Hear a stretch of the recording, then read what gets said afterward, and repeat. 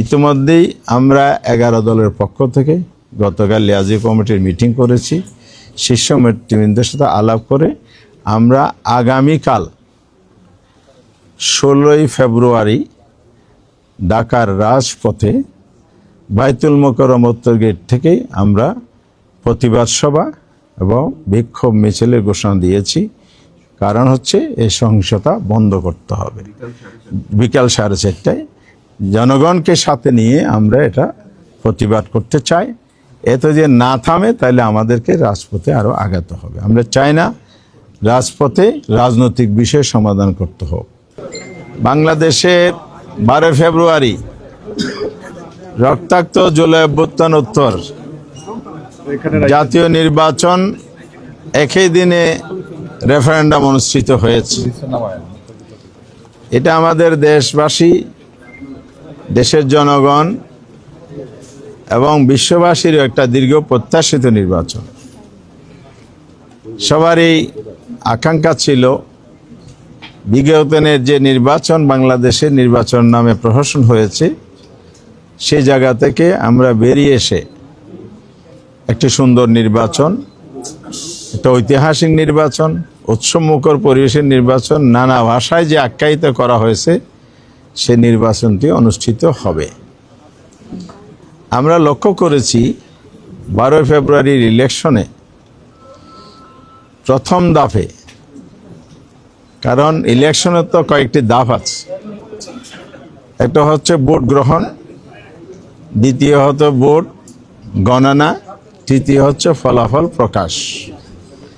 এই 3 ধাপের মধ্যে ভোট গ্রহণের বেলায় আমরা অতীতের তুলনায় কিছুটা গুণগত পরিবর্তন দেখেছি। খুনাখুনি, বড় ধরনের সহিংসতা তেমন দৃশ্যমান ছিল না। তবে ভোট গ্রহণকালীন সময়ে ভোট কেন্দ্রগুলো ভিজিট করতে গিয়ে আমরা যেটা দেখেছি, সেখানে অসুস্থ পরিবেশ বিরাজমান ছিল নানা ধরনের। অর্থাৎ ভোট গ্রহণ সূচনা সুন্দর হলেও সমাপ্তি সুন্দর হয় নাই। এখানে জাল ভোট হয়েছে প্রচুর, কালো টাকার ছড়াছড়ি হয়েছে এবং কোথাও কোথাও হুমকি দমকি, সন্ত্রাস, মারামারি অথবা হামলার ঘটনা ঘটেছে। বড় ঘটনা না ঘটলেও সুষ্ঠু নির্বাচনের জন্য এগুলো নির্বাচনকে প্রশ্নবিদ্ধ করার জন্য বিভিন্ন উপাদান তৈরি হয়েছে এখানে। সেকেন্ড থিং হচ্ছে, যারা নির্বাচন প্রক্রিয়ার সাথে জড়িত ছিলেন মাঠ পর্যায়ে, সেখানে প্রার্থীদের পক্ষ থেকে, প্রার্থী সিভিলিয়ানদের পক্ষ থেকে বিভিন্ন ধরনের অভিযোগ, কমপ্লেন দায়ের করা হয়েছে, কিন্তু সেগুলো কার্যত কোনো ব্যবস্থা আমরা দেখি নাই। এরপরে আইনশৃঙ্খলা নিয়োজিত বাহিনী, যৌথ বাহিনী, এখানে অস্ত্র উদ্ধারের জায়গাটাও আজকের কমিশনও একই কথা বলেছেন যে এখনো 4 শতাধিক পিস্তল হারানো উদ্ধার হয়নি। কিছু অস্ত্র উদ্ধার হয়েছে, আর অবৈধ অস্ত্র তো আছেই। সব মিলে এই জায়গাটাও নির্বাচনের মধ্যে প্রভাব তৈরির ক্ষেত্রে এই অস্ত্রগুলো ভূমিকা রেখেছে, আমাদের কাছে রিপোর্ট আছে। আরেকটা বিষয় হচ্ছে, কালো টাকা, অস্ত্র, হুমকি ধমকির পাশাপাশি ইলেকশন ম্যানিপুলেশন করার কিছু কার্যক্রম আমরা লক্ষ্য করেছি। যেমন কোনো কোনো কেন্দ্রে সেখানে কর্তব্যরত অফিসাররাও নিজেরা ব্যালটে সিল মারার কাজে লিপ্ত ছিলেন বলে অভিযোগ আছে। দলীয় কর্মীরাও সিল মেরেছেন, অভিযোগ আছে। আবার ভোট গ্রহণকালে এখানে প্রতিমধ্যে বাধা দেওয়া হয়েছে, ভয়ভীতি ছড়ানো হয়েছে, ভোট কাস্টিং কম হয়েছে, ভীতিকর পরিবেশ তৈরি করা হয়েছে। আমরা যারা 11 দল একসাথে ইলেকশন করেছি, তাদের পক্ষ থেকে বারবার কমিশনকেও বলা হয়েছে, স্থানীয়ভাবে বলা হয়েছে, কিন্তু এটার কোনো পদক্ষেপ আমরা সন্তোষজনকভাবে পাই নাই। নির্বাচন শেষ হলো 4:30টায়, নির্দিষ্ট সময় অনুযায়ী 7:30টায় শুরু হয়েছে। 2 থেকে 3 ঘন্টা পার হওয়ার পরও দেখা গেছে ব্রডকাস্টিং আশানুরূপ ছিল না। আবার শেষ দিকে কিছু কিছু কেন্দ্রে যে ব্রডকাস্ট হয়েছে 4:20-এর মধ্যে যে রেজাল্টটা রেকর্ড আমরা পেয়েছি, পরে পূর্ণাঙ্গ রেজাল্ট হওয়ার পরে দেখা যাচ্ছে সেই সেম কেন্দ্রে অস্বাভাবিকভাবে ব্রডকাস্টিং দেখানো হয়েছে। তাইলে এখানে ব্যালট অতিরিক্ত ব্যবহার, এক্সট্রা ব্যালট ব্যবহার হয়েছে কিনা এটা প্রশ্ন থেকে গেল। সব মিলে ইলেকশন ভোট গ্রহণের প্রক্রিয়ার মধ্যে এই ত্রুটিগুলো লক্ষ্য করা গেছে। সেকেন্ড হচ্ছে ভোট গণনা। গণনার ক্ষেত্রে কোথাও কোথাও এজেন্টকে ফোর্স করে বের করা হয়েছে, আবার যারা ছিলেন নিষ্ক্রিয় করা হয়েছে, কমপ্লেন দিলে ধমকি হুমকি দেওয়া হয়েছে, এ ধরনের কমপ্লেনও আছে। অর্থাৎ সুষ্ঠু গণনার যেই সুস্থ পরিবেশ দরকার সেটা কোথাও কোথাও ব্যাহত হয়েছে, এটা ছিল না। ফলে ইলেকশন ভোট গণনার মধ্যে যদি ত্রুটি থেকে যায় ফলাফলে তার প্রভাব পড়বে, এটাই স্বাভাবিক। রেজাল্ট শিটেও দেখা গেছে ঘষা মাজা, কাটাছিটা, ওভার রাইটিং, এবং অনেক জায়গায় যে অরিজিনাল এজেন্ট ছিলেন প্রার্থীর তার স্বাক্ষর নেওয়া হয়নি রেজাল্ট শিটে। যেমন ঢাকা 6 মনে হয় আব্দুল মান্নান 6 আসনে রেজাল্ট শিট লেখা হয়েছে পেন্সিলে। সেখানে আমাদের প্রার্থী ছিলেন দাঁড়িপাল্লার ডক্টর আব্দুল মান্নান। রেজাল্ট শিটটা আমাকে দেখিয়েছে, কালকে আমি দেখেছি। সেখানে আমাদের এজেন্ট মুসলিম ছিলেন, নামে তো মানুষ বোঝা যায়, কিন্তু এজেন্টের নাম লেখা আছে একজন হিন্দু ভদ্রলোকের নাম। তো এজেন্ট নাম পরিবর্তন যে হয়ে গেল, তাহলে এটা এই রেজাল্ট শিটের বৈধতা কি? সে রেজাল্ট শিটে তো আমাদের প্রার্থীর স্বাক্ষর নাই, অন্য একটা স্বাক্ষর লিখে দেওয়া হয়েছে। এরকম ত্রুটিপূর্ণ রেজাল্ট শিটও আমাদের কাছে আছে। এই বিষয়গুলো সহ ইলেকশন প্রক্রিয়ার মধ্যে যে ভোট গণনা ফলাফল প্রকাশে ত্রুটি হয়েছে, এগুলো নিয়ে আমরা আজকে কথা বলেছি। পার্টিকুলারলি 32টি আসন চিহ্নিত করা হয়েছে স্বল্প ভোটের ব্যবধানে, এখানে আমাদেরকে হারিয়ে দেওয়া হয়েছে, এটা আমাদের প্রার্থীদের বক্তব্য। সেখানে আল্লামা মামুনুল হক সাহেব, বাংলাদেশ খেলাফত মজলিসের যিনি প্রধান, জামায়াত ইসলামী সেক্রেটারি জেনারেল অধ্যাপক মিয়া গোলাম পরোয়ার আসন, ঢাকা 8 আসনের নাসিরউদ্দিন পাটোয়ারি, এই নামগুলো আপনারা জানেন, চিনেন, এই জন্য এগুলো বললাম। এই জন্য এই ধরনের আরও অনেকেই যেগুলো আমরা তালিকা জমা দিয়েছি, কমিশনের কাছে বলেছি এগুলো রিকাউন্টিং করা হোক, পুনর্গণনা করা হোক। এই চট্টগ্রাম 14 কর্নল অলি সাহেবের ছেলে ওমর ফারুক সাহেব, উনি এখানে উপস্থিত আছেন। ওনার অনেকগুলো এভিডেন্স উনি কমিশনকে শো করেছেন, উনি কি কি করেছেন, কি কমপ্লেন ছিল। এরপরে প্রার্থী ব্যালেট ইনভ্যালিড করার ক্ষেত্রে ঋণ খেলাফিদেরকে বৈধতা দেওয়া হয়েছে, দ্বৈত নাগরিকত্ব বৈধতা দেওয়া হয়েছে। এই বিষয়গুলো হলো মেজর বিষয় হিসেবে আমরা পেশ করেছি। কমিশনের কাছে আমরা এটাও বলেছি, আপনারা তড়িঘড়ি করে গেজেট প্রকাশ করেছেন, কারণ 12 তারিখ ইলেকশন হয়েছে, 13 তারিখ রাত 11টায় গেজেট প্রকাশ হয়েছে। তাহলে একটা লোক পঞ্চগড় থেকে, টেকনাফ থেকে, কুতুবদিয়া থেকে এসে আবার 13 তারিখ কমপ্লেন দায়ের করতে পারেন নাই। তার 14 তারিখ হলে তিনি পারতেন। তার মধ্যে ওমর ফারুক সাহেব একজন, তিনি ওখানে জিজ্ঞেস করেছেন, বলে যে এখানে না, অর্থাৎ উপজেলায়। তার জেলায় গেছেন, রিটার্নিং অফিসার গেছেন, বলে যে এখানে না। আবার উনি দৌড়ে আসছেন ইলেকশন কমিশনে, এখানে আসার পরও বলে যে গ্যাজেট হয়ে যাওয়ার কারণে সুযোগ নাই। এই যে বিষয়গুলো তড়িঘড়ি করে করা হয়েছে, অথচ 13 তারিখ সকালেই আমাদের ডেলিগেশন আসছিল, এনসিপির ডেলিগেশন আসছিল, তারা বলেছে আপনারা গেজেট প্রকাশ করবেন না, আমাদের এই কমপ্লেনগুলো আছে, পুনর্গণনা, বিশেষ করে এই কয়টি আসন স্থগিত রেখেই পুনর্গণনার মধ্য দিয়ে স্বচ্ছতার সাথে আপনারা রেজাল্টটা দেন, তারপরে গেজেট দেন। তো এখন প্রশ্ন তৈরি হচ্ছে, তড়িঘড়ি করার কারণ কি এটাই যে কমপ্লেনগুলো আসছে, সুতরাং এগুলো তাড়াতাড়ি করে ফেললে বেঁচে যায়? আমি জানি না, ওনাদের নিয়ত ভালো, ওনারা বলছেন, আমরা স্বচ্ছতার সাথে করেছেন, সবাই শুনেছি। কিন্তু আমরাও বলছি যে আমাদের কমপ্লেন আমরা দিয়ে গেলাম, আইনের দরজা খোলা আছে। ওনারাও বলেছেন আমরাও আইনের পক্ষের মধ্যে যাব। কিন্তু এখানে আমাদের রাইটটা যে ক্ষুণ্ণ করা হলো, এটা নিয়ে আমাদের প্রশ্ন রয়ে গেলে এই কথা আমরা বলেছি। সেকেন্ড পয়েন্ট হচ্ছে নির্বাচনের আগে এবং পরে সহিংসতা যে হয়েছে সেটাই। নির্বাচনী সহিংসতা বাংলাদেশে অতীত হয়েছে, এগুলো আমরা জানি। কিন্তু এইবার তো সেটা প্রত্যাশিত ছিল না। এই জায়গা থেকে বেরিয়ে আসার জন্য তো জুলাই অভ্যুত্থানে অনেক রক্ত ঝরেছে, জীবন দেয়া হয়েছে, এবং সেই জায়গাটা পুনরাবৃত্তি ঘটছে। তাহলে কি এটাই হচ্ছে বাংলাদেশে আবার ফ্যাসিবাদের আবারও স্বৈরতন্ত্রের উত্থান হতে যাচ্ছে? আমার বোনরা, আমার মায়েরা, নারীরা আজকে নিরাপদ হলো না। হাতিয়ার ঘটনা কি আপনারা জানেন?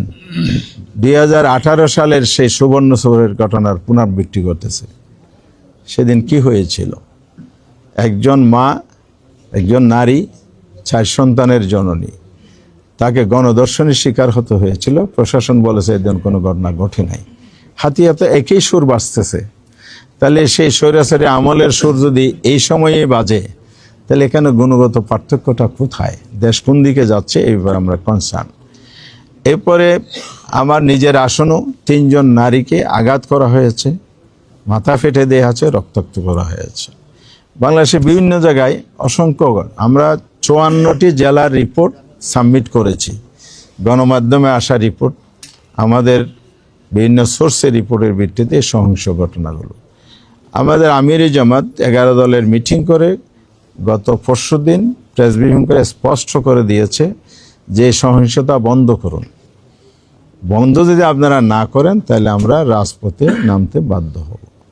আমাদের 11 দলের সিদ্ধান্ত হয়েছে, পার্লামেন্টে আমরা গঠনমূলক বিরোধী দলের ভূমিকা পালন করব, দেশ এবং জাতির স্বার্থে কথা বলবো, আমাদের বক্তব্য তুলব। দেশ গড়ার জন্য আমাদের বাংলাদেশ, দেশকে আমরা ভালোবাসি, দেশকে আমরা পিছনে নিতে চাই না, সামনে নিতে চাই। সেই সেন্টিমেন্ট থেকে আমরা কাজ করার জন্য, ভূমিকা পালনের জন্য প্রস্তুত আছি ইতিবাচকভাবে। কিন্তু যদি এই ধরনের সহিংসতা অব্যাহত থাকে তাহলে অবশ্যই দেশ আবার পিছনের দিকে যাবে। আমরা কোনো অপশক্তির হাতে, যারা ষড়যন্ত্র করে দেশকে অস্তিত্ব সৃষ্টি করে গণতন্ত্রের অভিযাত্রাকে ধ্বংস করার পায়তারা করবে, সে জায়গায় আমরা আপোষহীন থাকব। এই জন্য প্রয়োজনে আমরা রাস্তায় নামতে বাধ্য হব। ইতিমধ্যেই আমরা 11 দলের পক্ষ থেকে গতকাল লিয়াজি কমিটির মিটিং করেছি। শীর্ষ নেতৃবৃন্দের সাথে আলাপ করে আমরা আগামীকাল 16ই ফেব্রুয়ারি ঢাকার রাজপথে বায়তুল মোকাররম উত্তর গেট থেকে আমরা প্রতিবাদ সভা এবং বিক্ষোভ মিছিলের ঘোষণা দিয়েছি। কারণ হচ্ছে এই সহিংসতা বন্ধ করতে হবে। বিকাল 4:30টায় জনগণকে সাথে নিয়ে আমরা এটা প্রতিবাদ করতে চাই। এত যে না থামে তাহলে আমাদেরকে রাজপথে আরও আগাতে হবে। আমরা চাই না রাজপথে রাজনৈতিক বিষয় সমাধান করতে হোক। দেশে একটি পার্লামেন্ট গঠিত হয়েছে, হয়তো 2 দিন পরে শপথ হবে।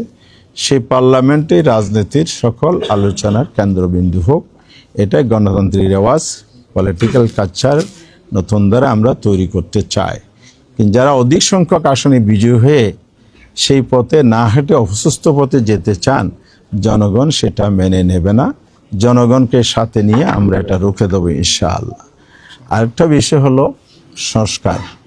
হানা ভোট হয়েছে, এখানে অবাক হওয়ার মতো বিষয়, বিভিন্ন আসনে আপনার ধানের শীষ প্রার্থী বা তাদের জোটের প্রার্থী যা ভোট পেয়েছে, না ভোট পড়েছে সেই পরিমাণ। তাহলে সংস্কার সবাই মিলে করার জন্য আমরা জুলাই সনদ রচনা করলাম।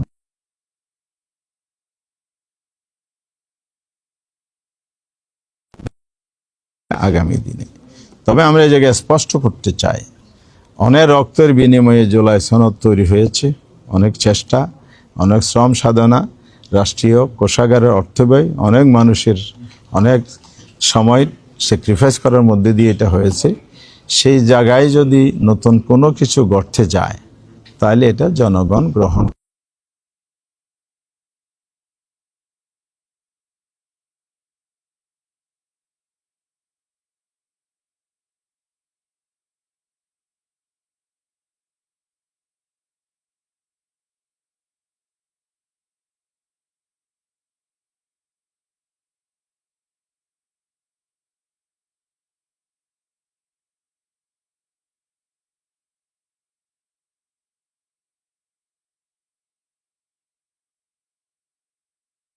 আসার পরে এর জন্য কোনো নোট অফ ডিসেন্ট আর কার্যকারিতা নাই। সেটা দলীয় বিষয়, এখন পাবলিক প্রপার্টি হয়ে গেছে, জনগণের অ্যাসেট হয়ে গেছে, জনগণের ম্যান্ডেট এসে গেছে। এখন প্রয়োজন হলো সবাই মিলে দেশকে সামনে এগিয়ে নিতে হলে জুলাই সনদ বাস্তবায়ন করার দিকে পথ চলতে হবে, ঐক্যবদ্ধ সবাইকে ভূমিকা পালন করতে হবে। শেষ কথা হচ্ছে, বাংলাদেশ একটি নির্বাচনের মধ্য দিয়ে কনস্টিটিউশনাল প্রসেসে ক্ষমতার পরিবর্তন হয়, একদল ক্ষমতায় আসে, দেশ পরিচালনা করে, 5 বছর পরে আবার ইলেকশন হবে, এটি স্বাভাবিক। কিন্তু কোনো দলের জনগণের দায়িত্ব নেওয়ার পরে যদি মিসহ্যান্ডেলিং হয়ে যায়, সে দায়িত্ব তাদেরকে নিতে হবে।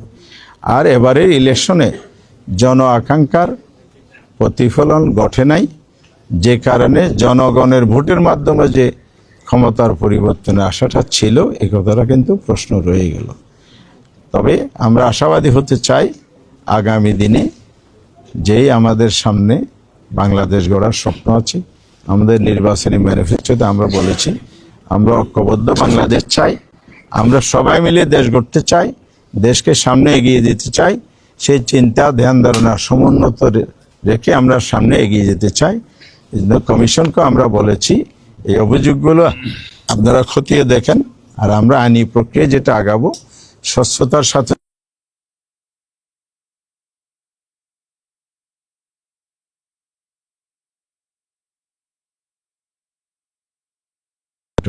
হলো দেশে আইনের শাসন, ন্যায় বিচার প্রতিষ্ঠিত হবে।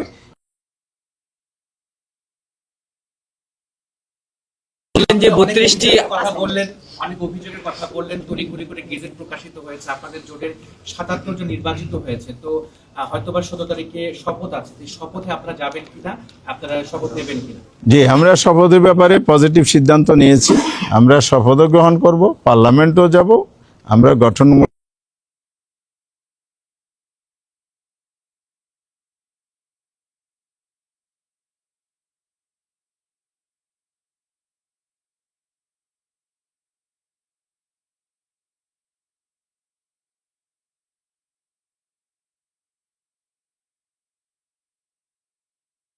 সুযোগই নাই, সেক্ষেত্রে কি করবেন? জি, আইনের ধাপ কিন্তু 3 ধাপে আছে।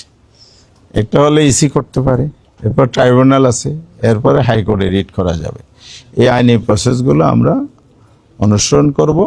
32-এর বাইরেও আমাদের কাছে এভিডেন্স সাফিসিয়েন্ট আমাদের হাতে আসতেছে, সেজন্য ব্যবধানের বাইরেও বড় ব্যবধান হারানো যদি এখানে এভিডেন্স পাওয়া যায়, সেক্ষেত্রে আমরা আইনের আশ্রয় নেব।